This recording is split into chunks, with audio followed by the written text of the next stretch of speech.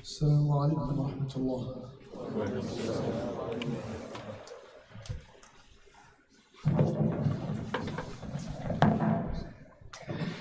الله أكبر الله أكبر.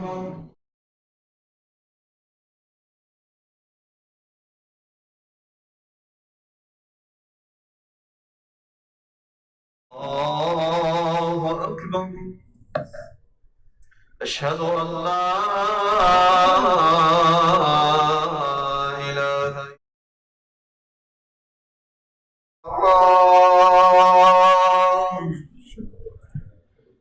أشهد أن لا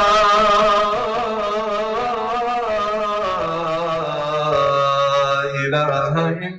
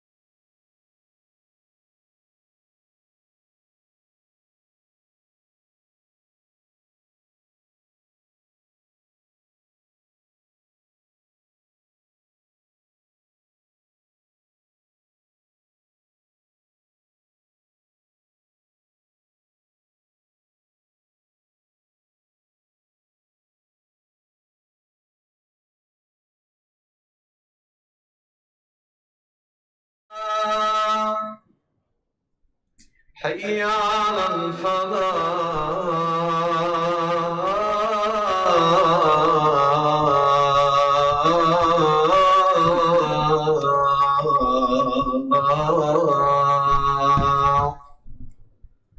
الله أكبر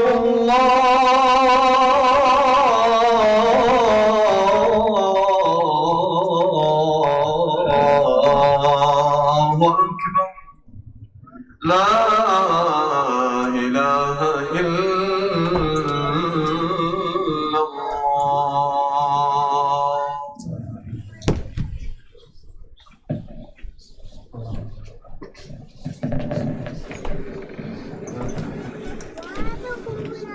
إن الحمد لله نحمده ونستعينه ونستغفره ونعوذ بالله تعالى من شرور أنفسنا ومن سيئات أعمالنا.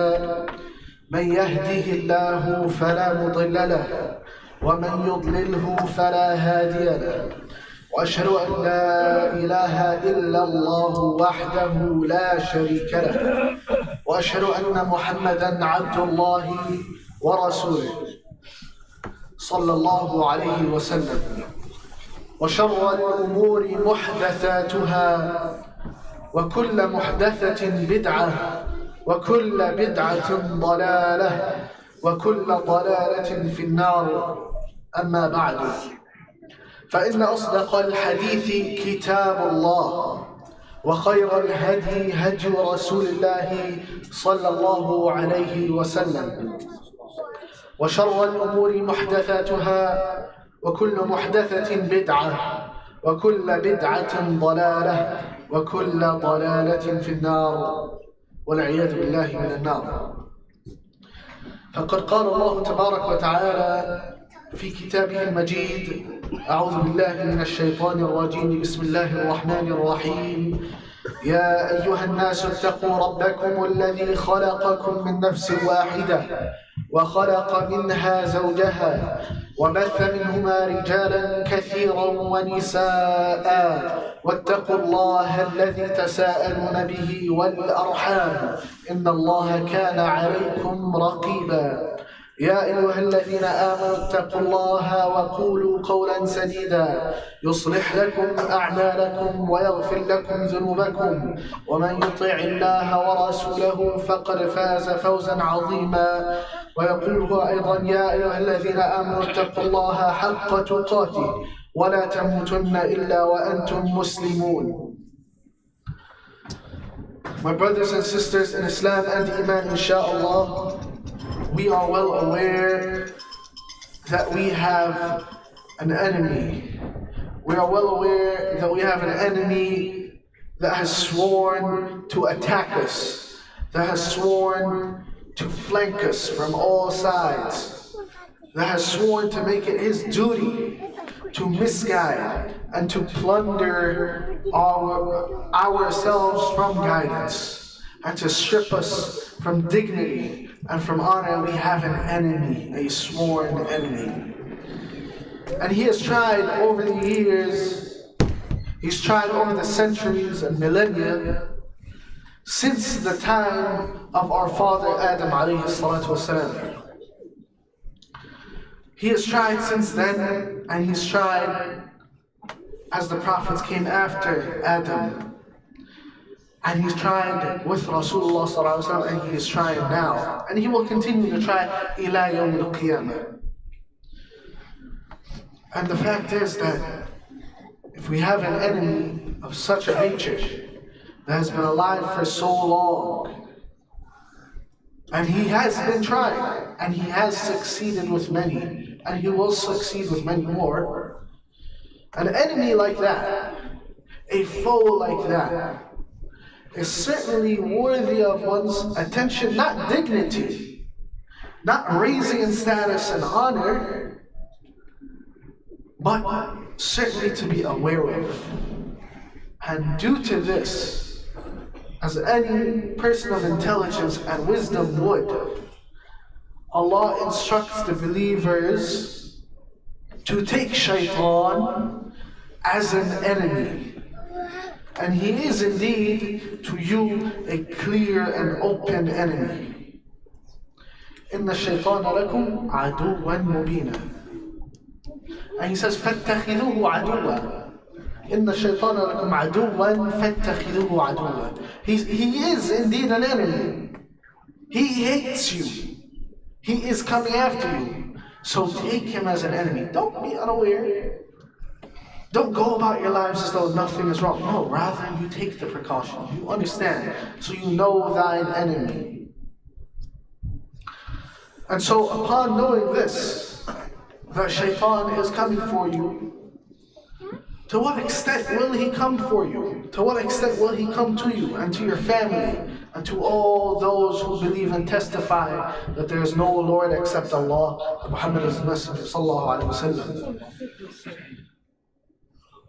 Allah takes upon himself to inform us of shaitan's plot and of shaitan's oath that he made thousands of years ago, since he tried with our father Adam alayhi salam, when he said, and Allah keeps this in the Quran, so that it will be safeguarded and we will remember this promise. Because it is something important. This is something Allah deemed important enough for us to know and to remember and to keep with us until the last day. And so he records what conversation occurred in which Iblis, Ash-Shaytan al-Rajim, spoke to Allah himself in that arrogance and in that heedlessness, in that pride. He said, ثُمَّ لَآتِيَنَّهُمْ مِنْ بَيْنِ أَيْدِيهِمْ وَمِنْ خَلْفِهِمْ وَعَنْ أَيْمَانِهِمْ وَعَنْ شَمَائِلِهِمْ وَلَا تَجِدُ أَكْثَرُهُمْ شَاكِرِينَ. The words of Iblis, Allah records in the Quran, he says, then I will come to them literally from between their hands, from before them, right in front of them. I will come smack dab in front of them in the most obvious, apparent way. I will come to them to misguide. And I will come to them from behind of them in the most inconspicuous way. وَعَنْ أَيْمَانِهِمْ وَعَنْ شَمَائِلِهِمْ. I will come to them from their right side and from their left side. And as Iblis says, and you will certainly find them to be, many of them, ungrateful to you. You will find this. This is my promise. I swear, this is what you will find. I will cause this to be.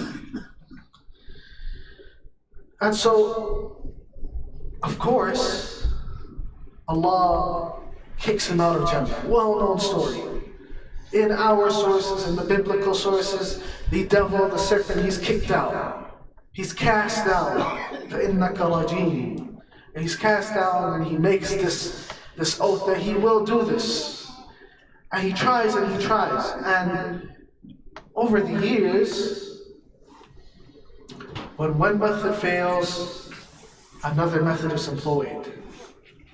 And so if he cannot succeed in clearly turning you away from Allah and the clear deen, then he will try in more inconspicuous ways. If he cannot make you just turn into a mushrik, worship idols, simple as that. If he cannot do that to the believers, then he tries something a little more subtle. And he comes from the back. And so bit by bit, more is introduced into the religion. And that is the nature of bid'ah. Not that it is the level of shirk, not that it is the level of kufr, but it is the stepping stone to it. So, there are many sins and there are many methods that Iblis, that ash-shaytan wa junuduhu employs. And he will continue to employ them. So be wary of his tactics. In today's time, not in the time of Adam, we have methods that are employed in a different manner. And you will see that the tactics he has employed has worked on many. And in this time, you will find, and it is prevalent and common, that among many of the youth, as well as among the elders, you will find that many shubuhat occur. And many doubts, and many illnesses seep into the minds of the people as to their deen, as to their Lord, as to their messenger. And as its nature, it turns the people, when they turn from this moral compass, they turn from that into one that changes over time. It can change from state to state. It can change from city to city. This is the law and that is the law. And this is what's right and that's what's wrong. And so it changes. It moves away. The spectrum shifts. And so it becomes into something that is much more based upon the dunya and the creation within the dunya. And so the doubts begin to occur. And when the doubts occur, the actions change. And so we are at a time in which, no, it is not in America, to say the least. And those other methods will still be employed in other places of the world. But it might not be as open and blatant as the mistakes of Ad and Thamud. It might not be as open and blatant as Fir'aun saying, أَنَا رَبُّكُمُ الْأَعْلَى, I am your Lord the Most High. It might not be that. It might be something a little less. It might be a little bit of poison, just to make you start slowly, bit by bit, turn away, turn away, turn away, bit by bit. And so, with these doubts, you will find that many people, they begin to think along the lines of what is very common, and those are many of the isms. You'll find liberalism, you will find atheism, agnosticism, and these things are prevalent and widespread. And they are all from the tactics of shaitan, and it's all for one goal, and that goal is but to turn you away from Allah Azza wa Jalla. And so, shaitan wa junudu, they are coming at you from a place that you cannot even see. So none of us are free from his attempts. None of us. We're not free from them. Rather, he will come to you. And you should know that. Do not be hasty and do not think too highly of yourself. That he cannot touch me. I'm solid. My deen is solid. I believe in Allah. I would never forsake him.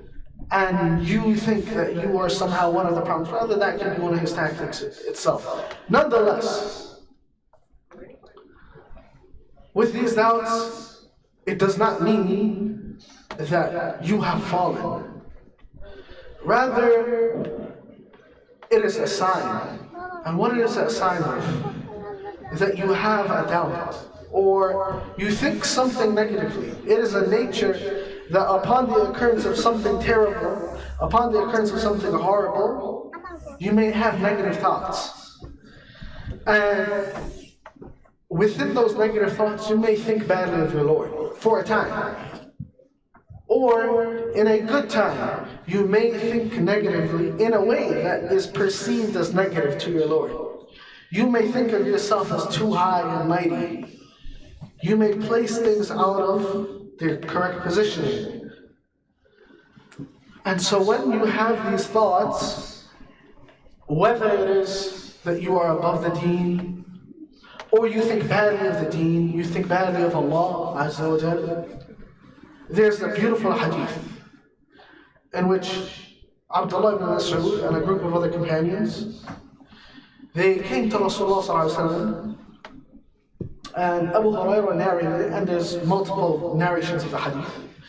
He said that they came to the Prophet sallallahu alaihi wasallam, and they were worried because they had these thoughts. They had these thoughts, and they told the Prophet sallallahu alaihi wasallam, فسألوه إنا نجد في أنفسنا ما يتعاظم أحدنا أن يتكلم به. They said, we perceive in our minds that which every one of us we consider it too grave to even say. And in another riwayah, Abdullah ibn Mas'ud, he said, it's such heinous thoughts. It's such horrible thoughts. And these are the Sahaba. These are the people that we look up to. These are our role models as to how do we achieve Iman, how do we achieve ilm. These are the people that we look to. And they're saying, in an authentic hadith in Sahih Muslim and Abi Dawood, they're saying that we have these thoughts sometimes, that it's so disgusting, it's abhorrent, that we can't even say it. And Abdullah bin Mas'ud, he said, we would prefer that we fall out of the sky, we just be dropped out of the sky, rather than think something like that, rather than say something like that. And who is it about? It's about your Lord the Most High. It's about Allah Azza wa Jalla. So the Prophet ﷺ, upon hearing that, he said, وَقَدْ وَجَدْتُمُ. Do you really find it that way? Do you really think that? Do these thoughts really occur to you? قَالُوا نَعَمْ. قَالَ Rasulullah ﷺ. So he replied to them. When they affirmed that, he said, ذَلِكَ صَرِيحُ الْإِيمَانِ. That is a clear sign of faith. The fact that you have those thoughts, the fact that these heinous thoughts are occurring to you about Allah, that is a sign of true faith. That is Iman. ذَلِكَ صَرِيحُ الْإِيمَانِ. And why? Why would that be a sign of faith? For thinking horribly, for having a thought occur to you. Rather, we are a people, we are an ummah that has been blessed, that we are not judged for that which we think. We are not judged for the thoughts that cross our minds. We are not judged for what we think, rather we are judged based upon what we do and what we say. If a thought crosses your mind, you will not be judged for that, but as to what you do about it. And so the fact that you have these thoughts, that these wiswas come to you, that these whisperings and plots appear to you from the devil himself, from a shaitan, means that you are a worthy enemy. It means that Allah Azza wa Jalla has raised your status. And so that shaitan, the one who made this clear oath, that he will misguide, and he's telling Allah, you will find most of them to be ungrateful. it means that he has now found you to still be grateful, and he has to try harder. He has to try harder now with you. So when you think, when a thought comes to you, وَإِمَّا يَنْزَغَنَّكَ مِنَ الشَّيْطَانِ نَزْغٌ فَاسْتَعِذْ بِاللَّهِ. It's a very, very simple solution. When a thought comes to you, when a doubt, when an evil thought comes to you from shaitan, فَاسْتَعِذْ بِاللَّهِ. Very, very simple. He was the one who allowed that thought to come to you. He was the one who allowed you to be attacked in the first place. You turn back to him. فَاسْتَعِذْ بِاللَّهِ. You seek refuge from Allah. And we seek refuge in Allah from all of the plots of shaitan.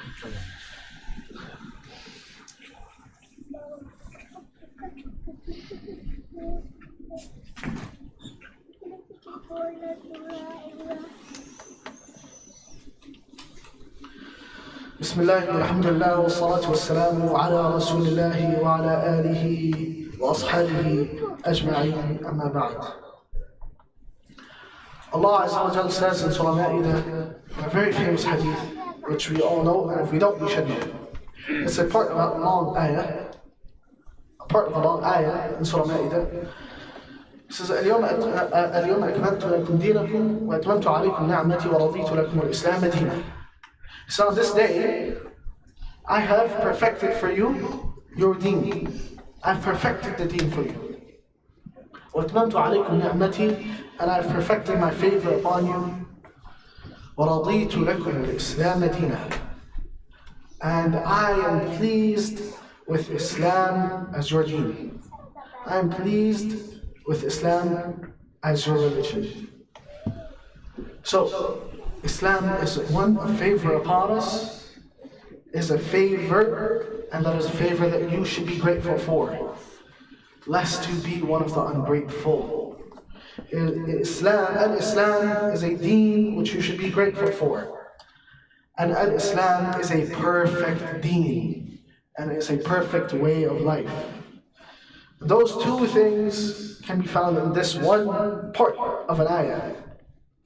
Upon knowing that, this perfect deen, this deen of kamila, of perfection, which came from the perfect one, Allah Azza wa Jalla, al-Quds, He, in His favor to us, perfected it for us.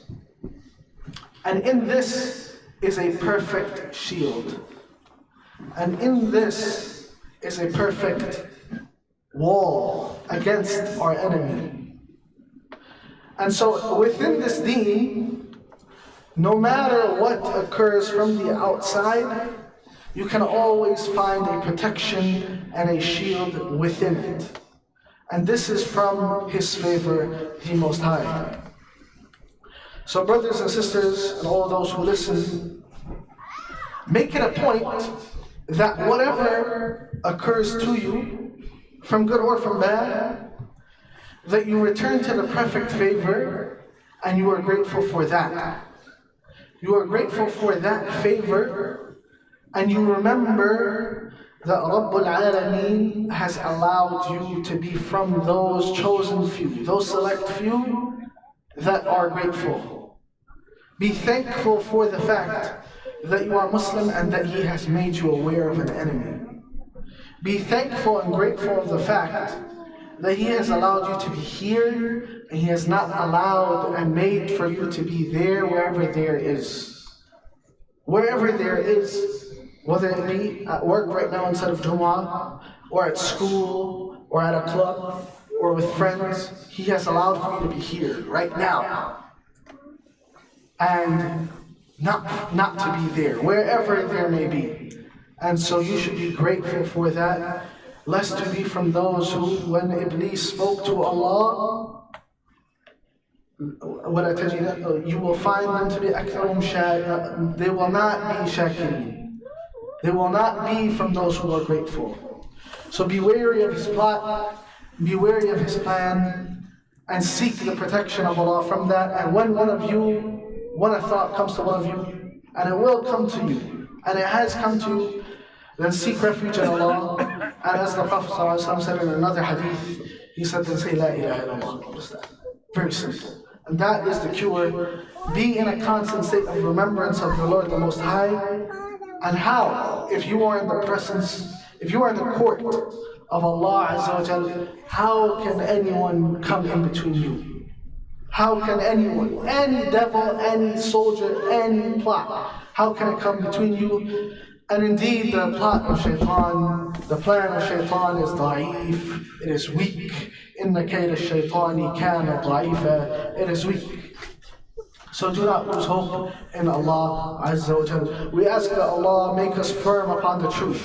We ask that Allah prepare us for Ramadan and allow us to live to it. We ask that Allah ease the situation for the Muslims who are in Palestine and in Sham, and grant them a beneficial, pure Ramadan. We ask that Allah free the oppressed ones and grant justice to the oppressors. We ask that Allah free Al-Quds and the surrounding areas. وآخر دعوانا الحمد لله رب العالمين قوموا إلى صلاتكم يرحمكم الله.